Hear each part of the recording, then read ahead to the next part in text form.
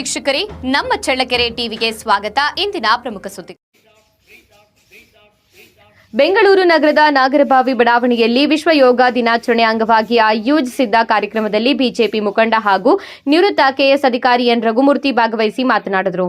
ಯೋಗವು ವಿಶ್ವಕ್ಕೆ ಭಾರತ ನೀಡಿದ ಮಹತ್ವದ ಕೊಡುಗೆಯಾಗಿದ್ದು, ದೈಹಿಕ ಸದೃಢತೆ, ಮಾನಸಿಕ ಶಾಂತಿ ಹಾಗೂ ಆಧ್ಯಾತ್ಮಿಕ ಬೆಳವಣಿಗೆಗೆ ಅತ್ಯಂತ ಅಗತ್ಯವೆಂದು ಹೇಳಿದ್ದಾರೆ.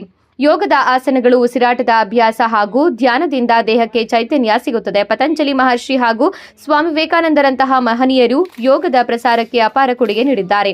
ಇಂದು ಪಾಶ್ಚಾತ್ಯ ರಾಷ್ಟ್ರಗಳಲ್ಲಿಯೂ ಯೋಗಕ್ಕೆ ಅಪಾರ ಜನಪ್ರಿಯತೆ ದೊರೆತಿದ್ದು, ವಿಶ್ವದಾದ್ಯಂತ ಕೋಟ್ಯಾಂತರ ಜನರು ಯೋಗಾಭ್ಯಾಸ ಮಾಡುತ್ತಿದ್ದಾರೆ ಎಂದು ತಿಳಿಸಿದ್ದಾರೆ.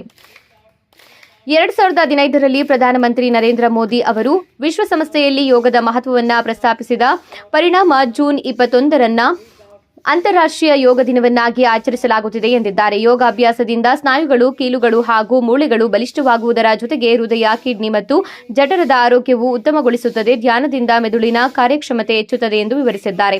ಕಳೆದ 30 ವರ್ಷಗಳಿಂದ ಯೋಗ ತರಬೇತಿದಾರ ತಿಪ್ಪೇಸ್ವಾಮಿ ಅವರು ಈ ಭಾಗದಲ್ಲಿ ಯೋಗದ ಜಾಗೃತಿ ಮೂಡಿಸುತ್ತಿದ್ದು, ಅವರ ಸೇವೆ ಶ್ಲಾಘನೀಯವಾಗಿದೆ ಎಂದು ರಘುಮೂರ್ತಿ ಮೆಚ್ಚುಗೆ ವ್ಯಕ್ತಪಡಿಸಿದ್ದಾರೆ. ಕಾರ್ಯಕ್ರಮದಲ್ಲಿ ಉಷಾರಾಜು, ಶ್ರೀಮತಿ ಲಿಂಗೇಶ್, ಉದ್ಯಮಿ ರಾಜು, ಸಾಮಾಜಿಕ ಕಾರ್ಯಕರ್ತ ಹರೀಶ್, ನಿವೃತ್ತ ತಹಶೀಲ್ದಾರ್ ಹೊನ್ನಸ್ವಾಮಿ ಗೌಡ, ಅಬಕಾರಿ ಸೂಪರಿಂಟೆಂಡೆಂಟ್ ಚಂದ್ರಶೇಖರ್ ಸೇರಿದಂತೆ ಅನೇಕರು ಉಪಸ್ಥಿತರಿದ್ದರು.